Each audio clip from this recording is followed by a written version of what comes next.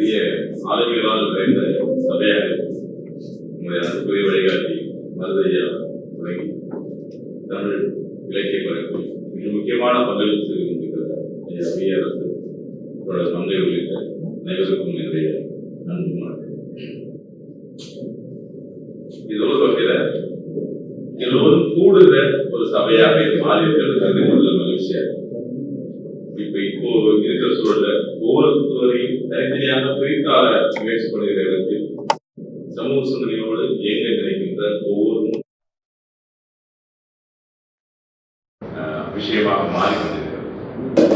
அந்தரஸ்தியோட இந்த நாடகம் 25வது நிகழ்வுங்கிறது போது ரொம்ப பெருமையான ஒரு விஷயமா. அது 2 ஆண்டுகளில் ஒரு நாடகம் திரும்ப திரும்ப பல்வேறு ஊர்களில் 25 காட்சிகளை நடத்துவது என்பது சாதாரணமான நிலை இல்லை. ஒரு பக்கம் ரொம்ப வணிக ரீதியான நாடகங்கள் நடைபெற்றுக் கொண்டிருக்கிறது.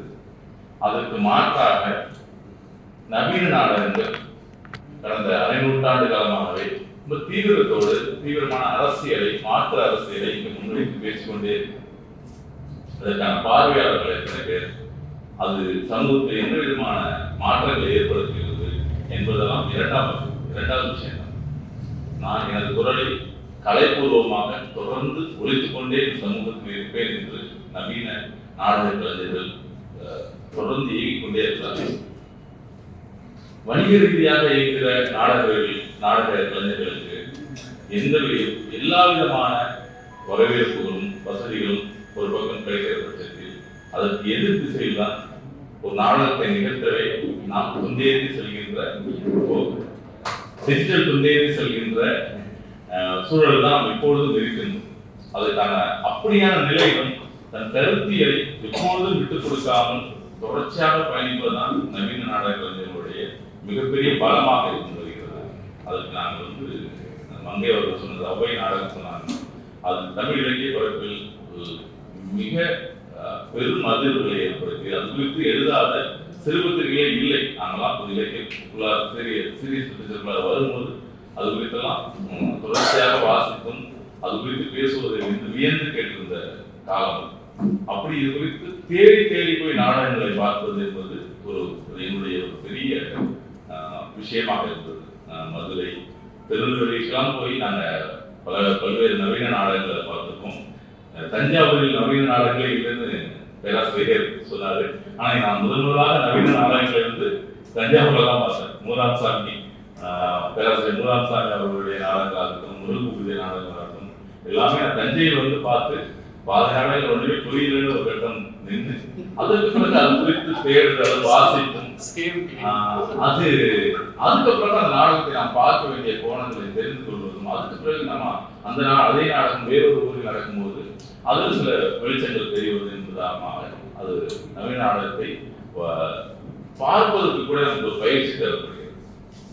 அப்போ பார்ப்பதற்கு ஒரு பயிற்சி தேவைப்படுகிற போது அது இயங்குவதற்கு எவ்வளவு பெரிய உழைப்பும் பயிற்சியும் தேவை என்பதை நாம் தனியாக சொல்ல வேண்டியதில்லை. அப்படியான ஒரு பெரிய சுமையை அன்பரசியும் வசந்தனும் யாருமே சொல்லாமல் அவர்களே தங்கள் முயற்சி கற்றுக் கொடுத்திருக்காரு. இது அவங்க 2 கலைஞர்களுமே நம்ம பெரிய பாராட்டு இந்த சமூகத்திற்கு யாரும் அவர்கள் தலையை சிரிக்கவே அவர்கள் விரும்பி ஏற்றுகிற சிலுவை.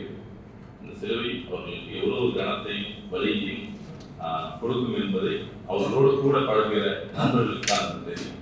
இதை விட வசதியான வாய்ப்புகளை ஏற்படுத்தி கொடுத்த விஷயங்களை நோக்கி நகராமல் தொடர்ந்து சமூகத்தில் ஒரு அசைவை ஏற்படுத்துகிற விஷயத்தை நோக்கி அவர்கள் இயங்குவது என்பது மிகுந்த ஆரோக்கியமானது. மங்கை அவர்கள் சொன்னது போல இந்த இளம் தலைவர்களாக அவர்கள் தொடங்கியிருக்கிற பயணம் மிகப்பெரிய ஒரு வளர்ச்சி பெரும் என்று நான் உறுதியாக நம்புகிறேன். சுற்றி வளைத்து சிறார் நாடக இயக்கம் குறித்து இந்த பேச்சு இருப்பதனால் அது குறித்து நான் தொடர்ச்சியாக ஒரு 15 ஆண்டுகளாக ஏதோ ஒரு கட்டத்தில் இணைந்து சிலருடன் பணியாற்றுகிற வாய்ப்பு கிடைத்தது.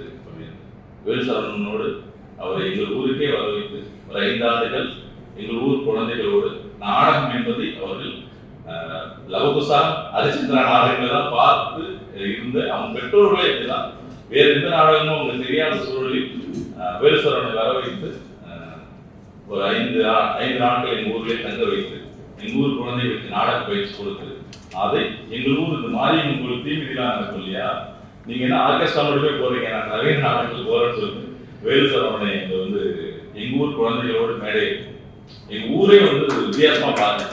என்னடா அது ஊருக்குள்ள எல்லாம் பண்ணிருக்கீங்க அப்படிங்கிற மாதிரி. முதல் வருஷம் தான் வந்து வித்தியாசமா பார்த்தாங்க. அடுத்த வருஷம் அவங்களே கேட்டாங்க, என்ன தம்பி இந்த வருஷம் உண்டு இல்ல அப்படின்னு கேட்டாங்க. அப்படி ஒரு 5 ஆண்டுகள் தொடர்ச்சியாக அவரோட பணியாற்றுகிற வாய்ப்பு கிடைச்சது. அப்போது ஒரு கதை நாடகமாக எப்படி மாறுகிறது என்பதை, அப்போ ஒவ்வொரு வருஷமும் புதிதாக ஒரு கதையை எடுத்து அதை நாடகமாக்குவோம். அப்போது ஒரு கதை எப்படி நாடகமா மாறுதுங்கிற அந்த மேஜிக்கை நான் அருகிலிருந்து பார்க்க வாய்ப்பு கிடைச்சது.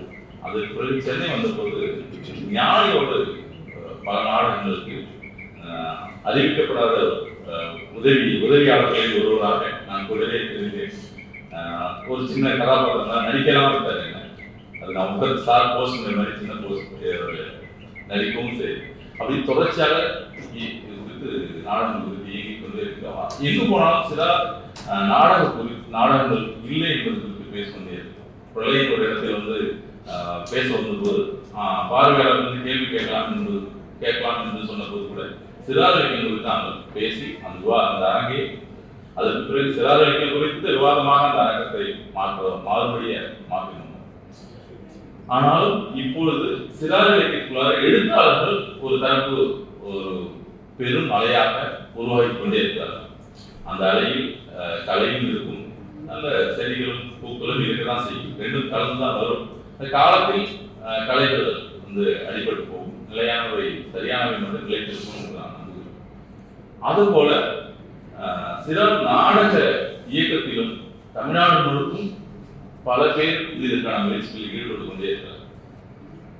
திருச்சியில் வந்து மாயகிருஷ்ணன் வந்து அவர் வந்து சிறார் இலக்கிய படைப்புகளை இப்போ பிரபஞ்சனோட நாடகம், கீராவோட கதை, என்னுடைய ஒரு கதையை எடுத்து பண்ண இப்படின்னு கிட்டத்தட்ட அவர் 7-8 நாடகங்களை குழந்தைகளுக்காக அவர் தயார் பண்ணார். திருநெல்வேலி பக்கம் சந்திரமோகன் அதற்கான சில முயற்சிகளை அவர் பண்ணிட்டு இருக்கிறார். இன்னொரு சிவபஞ்சம்ங்கிற ஒரு தம்பி, அவரு காரைக்குடி பக்கத்துல, அவரு குழந்தைகளுக்கான கதைகளை எடுத்து அது நாடகமாக்குற முயற்சியில் இருக்கிறார். இன்னொரு பக்கம் வசந்தன் நம்ம தேன் மிட்டாய் நாடகமாக இருக்கும், கைது கதையாக இருக்கும், அதை எடுத்து அவர் நாடகமாக்குற முயற்சியில் இருக்கிறார். வானவில் குழந்தைகள் மத்தியில் அங்கிருந்து புறப்பட்டு வந்திருக்கிற ஒரு ரேவதி நினைக்கிறேன், பரமேஸ்வரி அப்படிங்கிற அந்த பெண் வந்து குழந்தைகளுக்கான இலங்கை எழுத்தாளர் யோகநாதனுடைய ஒரு கதையை எடுத்து அதை நாடகமாக்கி நிகழ்த்திட்டாங்க. இப்படி அங்கொன்று இங்கொன்றுமாக இல்லாமல் அதுவும் சிறார் எழுத்தாளர்களைப் போல சிறார் நாடக கலைஞர்களும் ஒரு அலையாக வந்து கொண்டிருப்பதாகவே நான் நினைக்கிறேன். அது இன்னும் வளர்த்து இருக்கிறது. என்ன சிறார் எழுத்தாளர்களுக்குள்ள சின்ன ஒரு ஒற்றுமை, அவங்கள படைப்பு ரீதியாக சில விமர்சனங்கள் முரண்பாடுகள்லாம் இருந்தாலும் கூட ஓரிடத்தில் அமர்ந்து உன்னுடைய படைப்பு குறித்து நான் பேசுவதும் என் படைப்பு குறித்து நீ பேசுவதும் அதை இதழ்களில் வெளியிடுவதுமாக ஒரு ஒற்றுமைக்கு ஒரு உரையாடல் இருந்து கொண்டிருக்கிறது. சிறாருக்காக நாடகம் நடத்துவதற்குள்ளார அப்படி ஒரு ஒருங்கிணைப்பு இருந்தால் நல்லா இருக்குமோ அப்படின்னு அவர்கள் ஒருவருக்கு சந்தித்துக் கொண்டு இது ஒரு அமைப்பாக இருப்பது போல அவர்கள் ஏதோ ஒரு அமைப்பாக ஒன்றிணைந்து அவர்களுக்குள்ளார உரையாடல் நடத்தினால் இது போல அங்கிருந்தும் இங்கிருந்துமாக உதவியா இருக்கும் நண்பர்கள் சேர்ந்து பல வேலைகளை செய்ய முடியும் அப்படின்னு நான் நினைக்கிறேன். அதற்கான தொடக்க புள்ளியாக கூட இது நிகழ்ச்சி அமையும் நான் நம்புறேன். 25வது நிகழ்வு நாடகத்தை வந்து இங்கேயே ஒரு முறை, திருச்சியில் ஒரு முறை, மேட்டுப்பாளையத்தில் ஒரு முறை, 4 முறைக்கு மேல் பார்த்துருக்கேன். அதனால சரி இதுதானே சொல்லிட்டு நான் வெளியிலே நின்றுட்டேன். அப்புறம் ஒரு தோணுச்சு 25 நாடகத்தை பிறகு நம்ம வேறொரு நாடகத்தை நோக்கி போகலாம் அண்ணன்ட்டு வசந்தன் சொன்ன போது, ஐயோ ஒருவேளை நம்ம பார்க்க முடியாம போயிட்டா என்ன பண்றது அப்படின்னு சொல்லிட்டு அவசரமாக மறுபடியும் வந்து உட்கார்ந்து இந்த நாடகத்தை பார்த்த ஒரு எண்ணம் வந்துச்சு.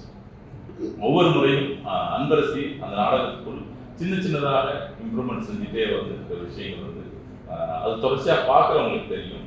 அது ஒரு இடத்துல வந்து சிந்தாமணியோட உடல் மொழி தான் அன்பரசியோட உடல் மொழியா அப்படின்னு யோசிக்கிற அளவுக்கு தொடர்ச்சியா நாம் நேரில் பார்க்கும்போது கூட அந்த ஒரு குரல் மொழியாக இருக்கும், உடல் மொழியாக இருக்கும் மாறிக்கொண்டே இருக்குது நாங்கள் பார்க்குறோம். வசந்தன் நான் தொடர்ச்சியாக சொல்லிக் கொண்டிருந்தது, இது பிரதியை வந்து எப்படியாவது நம்ம புத்தகம் மாற்றி இருக்கணும். இது வந்து ஏதோ ஒரு வகையில் ஏதோ ஒரு காட்டில் போயிடும். இன்னைக்கு வந்து நம்ம நினச்சிருப்போம் அவங்களுடைய வசனங்கள்லாம் மனப்படமாக தெரியும், இது நம்ம வந்து வீடியோ பதிவு இருக்கு, எல்லாமே இருக்கு. ஒரு 5 வருடங்களுக்கு இந்த நாடகத்தையும் நம்ம மறந்துருக்கோம். ஒருவேளை இது நம்ம போடலை, தொடர்ச்சியாக நடத்தலைன்னா அந்த நாடகத்தை மறந்து போய் வேறொரு ஒரு திசையை பயணித்து கொண்டு இருந்திருக்கலாம். அப்போது இதுக்கான நமக்கு வந்து ஒரு ஆவணமாக ஒன்று இருக்கணும் அப்படின்னு நான் வசந்தத்தை சொல்லிட்டே இருந்தேன். அதை ரொம்ப சிறப்பாக எழுத்து வடிவமாவது மாற்றிருக்காங்க வசந்தன். அவருக்கு என்னுடைய பாராட்டுகள். தம்பி ஓவியம் வந்து ஓவியத்தில் ரொம்ப பிடிச்ச விஷயம் என்னன்னா, எங்க இருந்தாலும் இந்த எந்த மேடையாக இருந்தாலும் பேக்ரவுண்ட் வந்து ஏதோ இது மாதிரியான ஒரு பேனர் இருக்கும். அது என்ன பேனராக இருக்கும், புத்தக பேனராக இருக்கும், இல்லை வேற ஏதோ இது மாதிரியான புத்தக வெளியீட்டு ஏதோ ஒரு பேனருக்கு முன்னாடி தான் அன்பரசு வந்து சிந்தாமணியாக நடிச்சிருக்கிறார். அவர் ஓவியத்தில் ஒரு பேக்ரவுண்டை அவர் உருவாக்கிட்டார். மழையில் நனைகிறத மழை பெய்யுது கூட உருவாக்கியிருக்கிறார். ஒரு தெருவில் நடந்து போகிறத ஒரு தெருவை உருவாக்கியிருக்கிறார். ஒரு வீட்டுக்கு முன்னாடி இருந்து கோலம் போடுறத அந்த வீட்டை எல்லாம் வரைஞ்சிருக்காரு. அப்படி பார்க்கும்போது என்னடா இந்த காட்சி நம்ம பார்க்கலையே அப்படின்னு அவர் உருவாக்கியிருக்காரு. அந்த மருதையா சொன்னது போல அந்த அந்த அந்த காட்சிகள் வரைஞ்சதும் அவர் ஏதோ நின்று கொண்டு இருக்கிறது போல அப்படியே இல்லாமல் அந்த ஒரு அசைவு அதுக்குள்ளார இருக்கிறது வந்து நம்ம உணர முடியுது. தொடர்ச்சியா நாடகம் பார்த்தனாலே எனக்கு தோணிருக்கலாம் அப்படின்னு நினைக்கிறேன். இப்படியான தொடர் முயற்சிகளை நம்ம வந்து தொடர்ச்சியா ஆதரிப்போம், அவர்களோடு சேர்ந்து பயணிப்போம். இதை வளர்த்தெடுக்க நம்மளால் முடிந்த உதவிகளை செய்வோம். நன்றி.